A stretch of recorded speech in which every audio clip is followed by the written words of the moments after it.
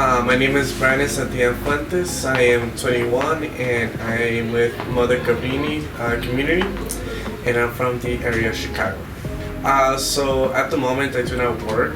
I just work with Iskali part time.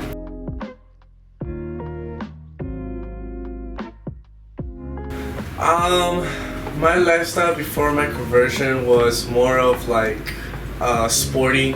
So I would always go out and play soccer, volleyball with my school friends. It was more of like just distracting my mind, not being home, doing everything as possible not to be home.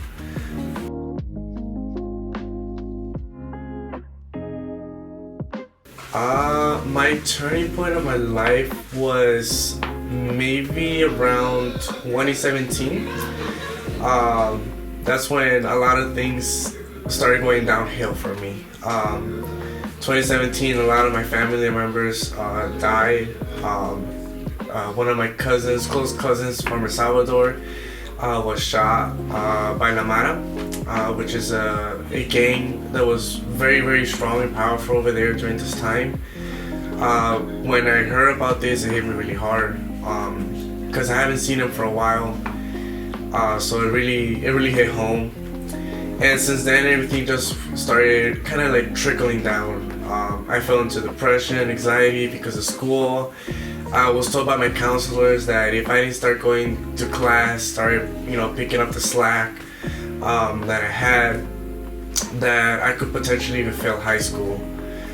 So I was stressed out of my mind, trying to pick up as many classes as I could, so I couldn't fail and actually graduate.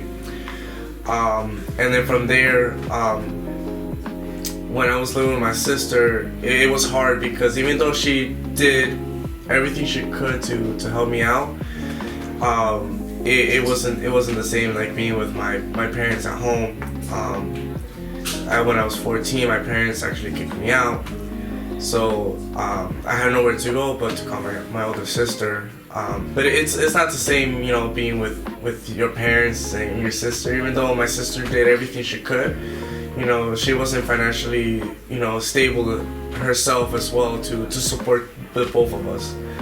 So it just trickled down a lot during that time.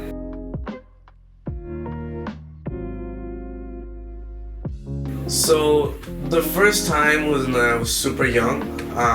My parents were actually Christians, Jehovah's Witnesses, and I fell in love with God. I just fell in love with the church. It was the best, best moments of my life. So during that time I wanted to do more for the church. I wanted to become a servant. I even got baptized with them. And it came to a turning point where I was like, I want to dedicate my life to Him, but everything kind of fell out when I had a fight with my parents. Had a situation where they even involved the church, which they came to a decision of kind of reprimanding me. And they basically took me out of the church, saying that I couldn't come back until I repented, and it was that I forgave myself and God as well by doing actions outside of the church. And the second encounter for me that actually kind of strengthened my faith even more was when I had my retreat with Iskali. After everything I went through, my teenager years, I became super hard. I did not cry. I did not tell anybody my feelings. It was just me, myself, and I didn't care anybody but myself, and for the first time at that retreat, I cried. And in my head, I was like, why? Like, this is not me. This is not who I am. So why am I crying, But with time, the days I was at the retreat, it was like God was giving his hands to me. It was like, I know you're suffering and I want you to come back. and it was so powerful that I just started coming to community, and wanted to do more again for the church because it was a calling for me.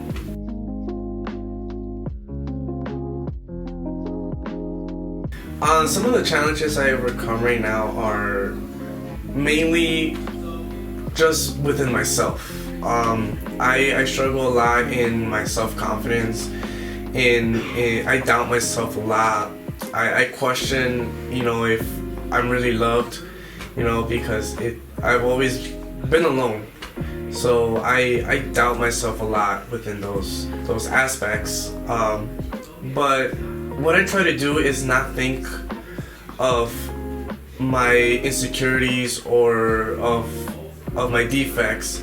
I've learned to kind of just let God take over.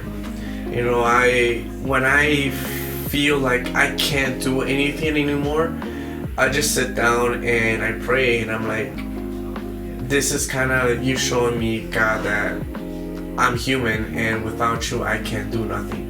So whatever happens from here on out, it's on you. I give my all to you, and that kind of gives me that peace to overcome these challenges, even though that I know that I don't know something or lack in skills or doubt myself in a certain area. I let myself be guided by God, no matter what's the situation or what's the problem that's ahead of me.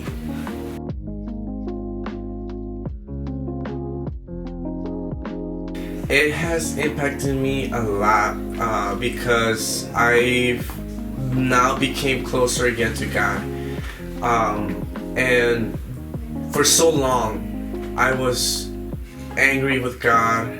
I was angry with myself, but overall, just didn't want to even hear about Him because of the situation that happened with my ex-religion.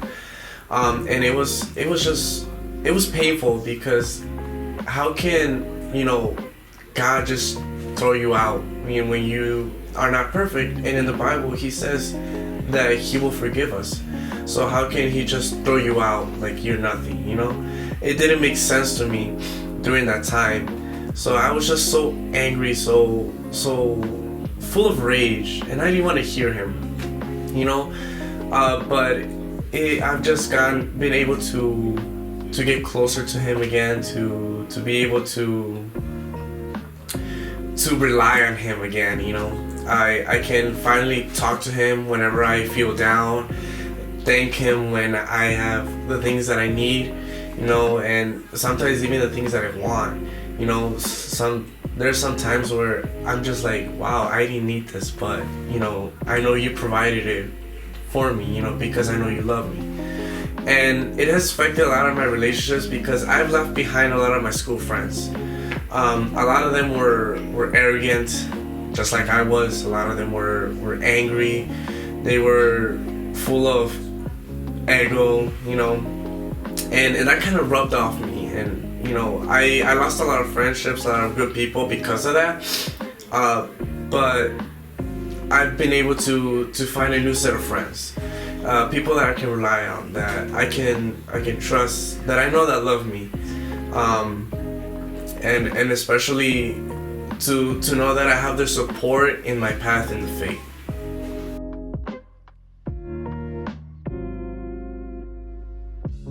So my goal for this Lent is to stop smoking weed and nicotine, and hopefully permanently, because during 2020, during COVID, I started smoking, and it was just a habit that just came down to me, something that I would do to relax, to escape, and it's hard to get away from it because you get so used to it. It's something that you do every day. It's to distract your mind, distract yourself. So, for this Lent, I would love to just cut that off because it's something that's preventing me from serving to my full potential to God. when I know it's only not just harming me but myself spiritually, and everybody else, to just like push themselves to the limits, to break a habit that they have that they don't want to do anymore. So just do something that hurts you, that you think that you cannot live without, and give it all to God.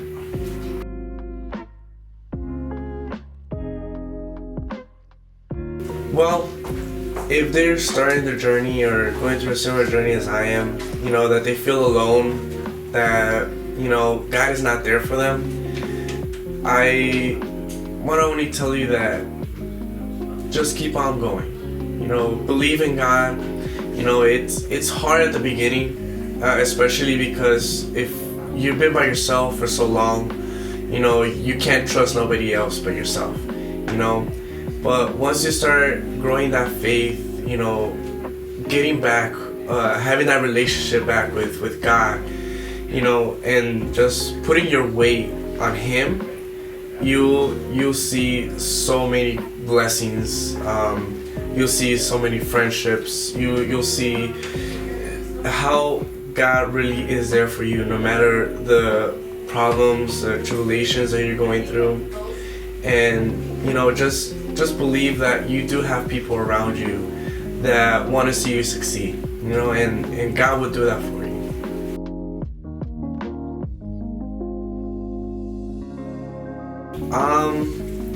I feel like it's a successful story in a way, because I was lost completely. I didn't want to hear about God. I didn't want to do anything with religion at all. And the conversion that I had, thanks to my friend Roxy, who never gave up on me. She always invited me to go to these retreats. She kind of put a path in a pathway for me, and I thank God that He gave me a friend like her to kind of put me back in the correct path. And I see it as a success story because I finally have that relationship that I've always wanted with God, to feel close to Him, to feel that I can talk to Him no matter what situation, am I good, am I bad, when I'm sad, when I'm depressed, or when I just want to thank Him. And it's been a great journey since the beginning.